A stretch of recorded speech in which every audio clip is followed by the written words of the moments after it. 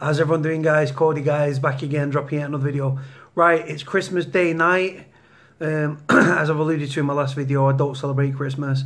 Spent it on my own. No single decoration, no decoration up, no presents, no Christmas dinner. Currently making potato hash, so if you can hear the gas stove in the background, I'm boiling some potatoes to make for my mash and everything. And my casserole is my potato hash is in the oven. Right, guys, this video is going to be on my 2017. Been a hell of a year. Been somewhat different for myself. It's been a transitional period this year for me. Like, I got out, for those that don't know, I started the year in prison.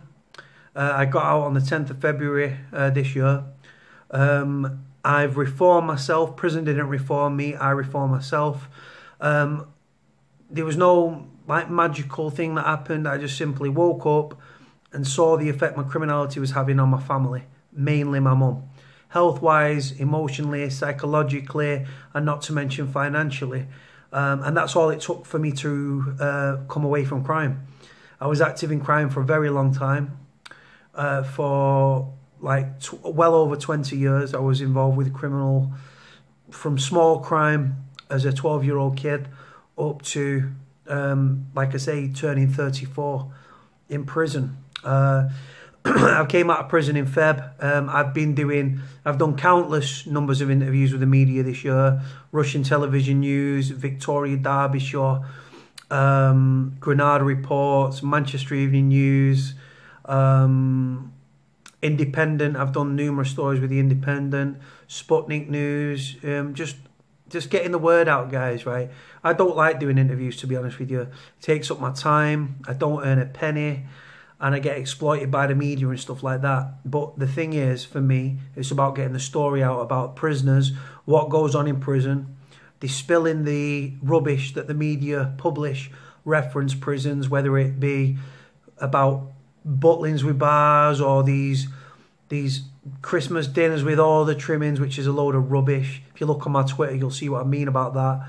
I've shared a Christmas meal from today, a chicken leg and a couple of roast potatoes that you could break the windows through with, that someone's posted online from prison. I've also, Claire Melville invited me to a conference in Wales to be one of the guest speakers and stuff. There was Caroline, Daniel, Michaela, Michael O'Brien, loads of people, man, just speaking about prison, what goes on.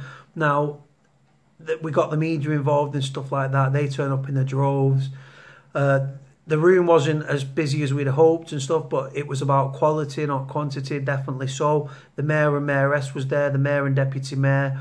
You had MP Stephen Kinnock, whose father, Neil Kinnock, used to be the leader of the Labour Party. Nia Griffiths, who's actually in Jeremy Corbyn's cabinet. Criminologists, former police officers, prison officers, things like that. So it was an amazing year for me personally in that regard. The way that I see things, the way that I talk, the way I project myself, the way I think about things is very much different to previous years gone by. I've definitely matured in my outlook and the way I conduct myself and stuff. On the back of that and stuff, doing the interviews and tweeting a lot about the prison issues and about what goes on and interacting with other people and stuff, I do get shunned by the larger prison reform community and stuff, but that's fine. I'm not a status, I'm not a tweet, you don't have to like me. The fact is, I've been there and done it, and I've worn a t-shirt. Like I say, I now project myself in a different light, and I'm very grateful for that. Since I've come away from crime, I've got a much better relationship with my mum. I'm not bringing hassle or stress to her. I'm not affecting her health-wise, emotionally, mentally, or financially like I was in previous years. Over my last 3 stints in prison. On the back of the interviews and everything like that, I've gone from like a minute number of followers on my YouTube. Sorry, not on my YouTube. Well, on my YouTube and my Twitter, actually, to be honest. I've now got over 1,229 subscribers to my YouTube, which is amazing. I'm very grateful to you guys. God bless you all. Thank you for your great feedback and stuff. Thank you for the comments. Throughout the year. Well, it's just been over a year, hasn't it? But I went from about 60 subscribers to 1,229 in a 12-month period, and I was in prison in that time as well. So I'm very, very grateful to you guys. Without you guys, I'm nothing. Twitter, I went from like 100 subscribers. I've got like 934 now. I don't know any of them. I don't know any of my subscribers, but I'm grateful. On the back of obviously doing the vlogs and stuff and doing interviews with the media and interacting with people on Twitter, like I say, that led on to me speaking at this conference in Llanelli in South Wales, which was an amazing. Met some fantastic, great people. I've met people that like live in different parts of the country from different walks of life. It was amazing for me personally. I've spoken to a lot of people on the phone and stuff, people that have got great outlooks, people that are involved in the prison reform movement as well, highlighting what goes on within prisons, former prisoners, prisoners' families, former members of the IMB, people like Faith, her husband Joe. I've just met some great people this year. I'm very, very blessed and stuff like that. Whether I've met them in person or I've spoken to them on the phone or just spoken over Twitter, it's been amazing for me. That led on to being contacted by the University of Salford with the intention of they wanted to see if they could use my experiences to educate and speak to their criminology students, the second years. I went and met them. I went and met these two doctors of criminology at the University of Salford. We spent 2 hours talking and stuff. It was amazing people. I was very apprehensive, very nervous, because academic people scare me and intimidate me, as I wasn't academic myself. But I've come to the conclusion with something in regards to that. I put myself down. I say I'm a thick, uneducated street kid and everything, and I am exactly that. But on top of that, I've got a wealth of knowledge, and that holds me in good stead and stuff. And going on from meeting these two doctors of criminology, that led me on to go in on the 5th of December 2017, so this year. I went to the university and I spoke to, I'd say, approximately 80 students. They was in their second year studying criminology. Second time publicly speaking. First time speaking to criminology students. It was like a little football stand. If you can imagine a cinema, like each row gets higher and higher and stuff. Well, that's what that predicament I found myself in. And I was sat on I was sat in this chair next to one of the doctors of criminology and stuff. And I was so nervous and apprehensive and scared. I didn't sleep the night before. I was very I was in for the unknown. I didn't know what to expect. And do you know what, right? Some of these people were amazing. These students were fantastic. The question and answer session or the lecture went better than I could ever have imagined. And I'm so grateful for the feedback and stuff. If you look through my timeline and stuff on Twitter, or you're friends with me on Facebook, you'll see the pictures and stuff of some of the tweets that people sent, which were amazing. Give me a real big confidence boost. I came out, the Manchester Evening News covered the event. The story still hasn't gone live for one reason or another, because other stories have taken hold and stuff. I'm hoping to get it out there over the Christmas period. And I had a tear in my eye, guys. I was honest to God, I was on cloud cuckoo land. It was like cloud nine for me. I felt like I'd achieved something. I hadn't. I just used my mouth and stuff like that to talk and everything. But for me personally, it felt like I'd come full circle. I felt like I was giving something back to society, rather than being a drain on society as a criminal, and obviously in previous years as being a prisoner as well. So that was amazing to see. I'm hoping to do more criminology tours and stuff. That led me on to meeting former reform gangster Stephen French down in London. Went down and seen Frenchy.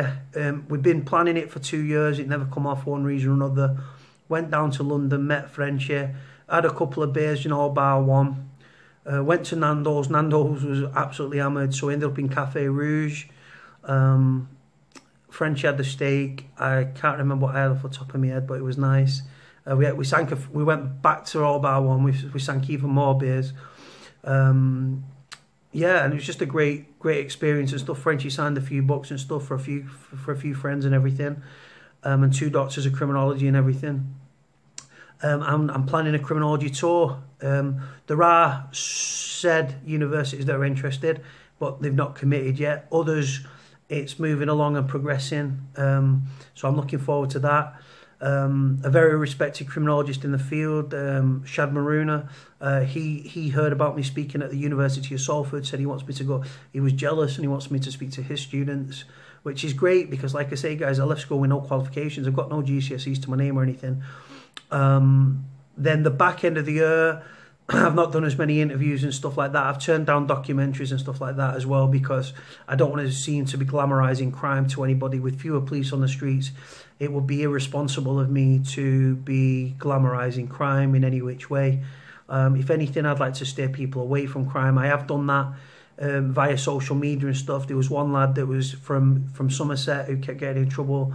I was trying to steer him away from crime, He actually cut off his circle of friends. He stayed out of crime. He was facing a prison sentence. He didn't go to prison. He got tag, an alcohol, drug and referral order, community service and a fine, right, which was far more productive. He's from a good family. So I've steered people away from crime in that regard, or been helped a little bit in that regard. Towards the back end of the year, guys, I've done less interviews. Like I say, I've turned down chances to be in these documentaries and stuff like that. I'm not really bothered about doing interviews, guys. We're never doing another interview again. It will not bother me in any which way. Then that brings me on to December. There was an horrific deliberate arson attack on the Pearson family home in Walkden. I don't know the family personally, but it touched my heart. And on the back of it, I've become involved with a fundraising with the intention of raising funds for the Pearson family. There's a midnight walk taking place on Friday, which I'm going to take part in. It's going to be 8 miles. It's a midnight walk. It's a $5, but like I say, it's for a great cause, so I'm going to get involved with that. I contacted Coronation Street. They donated a box of goodies for the family day on the 6th of January. Salford City Red Devils rugby team, they donated a signed shirt after I contacted them. That's going to be auctioned off on the family day. So I finished this has been my year, guys, right? Got out of prison. I've hunted for jobs left, right and centre. No one will employ me. God knows I've tried. I've tried and been knocked back and knocked back and knocked back. My persistence and my perseverance will pay off. I genuinely do believe that. Like I say, so I've got out of prison. I've reformed myself, which is a hell of a journey because it's not the easiest thing to do when crime's all you know. And like I say, I've earned a lot of money when I was active in the criminal fraternity, but I'm away from that now. So I can't go back to that, because if I go back to that, I'll be putting my mum and my family through it, and I think that's wrong to do so. So I'm trying to stay on a crimeless path. The offers to revert to type are constantly there, but so far, I've rejected all them offers. I'm trying to do it the right way. Like I said, I've done countless interviews with the media since I got out of prison. I can't even tell you how many videos I've posted and stuff. Like I said, I went and did my first speech to public speaking in Llanelli in South Wales, which was amazing. Further to that, obviously, like I said, I spoke at the University of Salford, and there's more interest in that regard. Me and Frenchie are hoping to do a criminology tour, and I'm finishing the year actually doing charity work, which is something that I don't normally do. It's not that I don't feel for charities and things like that. There's certain charities that I feel more for than others. Like I've been homeless, I've been in prison, so I feel homeless charities, I feel a great deal of support for those that have fallen into drug and alcohol and stuff like that, addiction. Same when I've been in prison and stuff like that. People coming out of prison and are homeless and stuff. So like I say, for me, doing the interviews and stuff, the only reason I do them interviews is to speak out, to highlight what goes on within the prison system. I've met some fantastic people. Sorry guys, the clip actually cut off then, yeah. So the way that I project myself, the way that I see things, the way that I speak about things, the way I conduct myself, my attitude, the way that, like I say, the way that I see things, guys, it's different to previous years. And I'll be honest with you, I genuinely feel like I put myself down in many regards, but I am in danger of becoming a good person. My heart's golden, my intentions, I'm just a soul whose intentions are good. I'm in the gutter, but I'm looking at the stars. That's where I'm pretty much at with my life. I'm forever grateful to people that I've met in my life, whether it be in previous years and stuff like that. I've cut out everyone from my past life and stuff when I was involved in criminality. I've cut them people off. It's lonely, it's boring. I know a hell of a lot of people, but I don't associate with many people.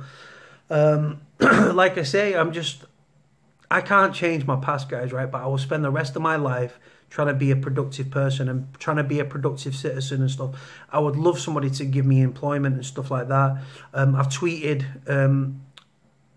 one of the guys from Timson's. It's a family business. He's one of the owners, and he just ignored me. And then I tweeted him again, and he ignored me again. So, like I say, it's not for the will. It's not for the will of trying, for the want of trying. I've tried to gain employment. I'm desperate to gain a job. I've knocked on 1,000 doors. 1,000 doors have been slammed in my face. If I have to knock on another 1,000, so be it. 2018 is going to be my year. I'm going to diet. I'm going to train. I'm going to get back into the gym. I'm going to get a job. I'm going to be a productive member of society. I'd love to get involved with youth work or something along those lines. I'm hoping to carry on doing the criminology speeches and everything at universities and everything if they'll have me. Just trying to be a good person and stuff. Don't celebrate Christmas. I turned 34 in December. December the 15th, I kept it quiet because I despise my birthday. I don't celebrate it. It's Christmas Day. I'm sat here and I've posted 2 videos. I'm talking to all of you. But yeah, I'm very grateful, guys. I'm grateful for your support. I'm grateful for your grateful comments. Very respectful of them.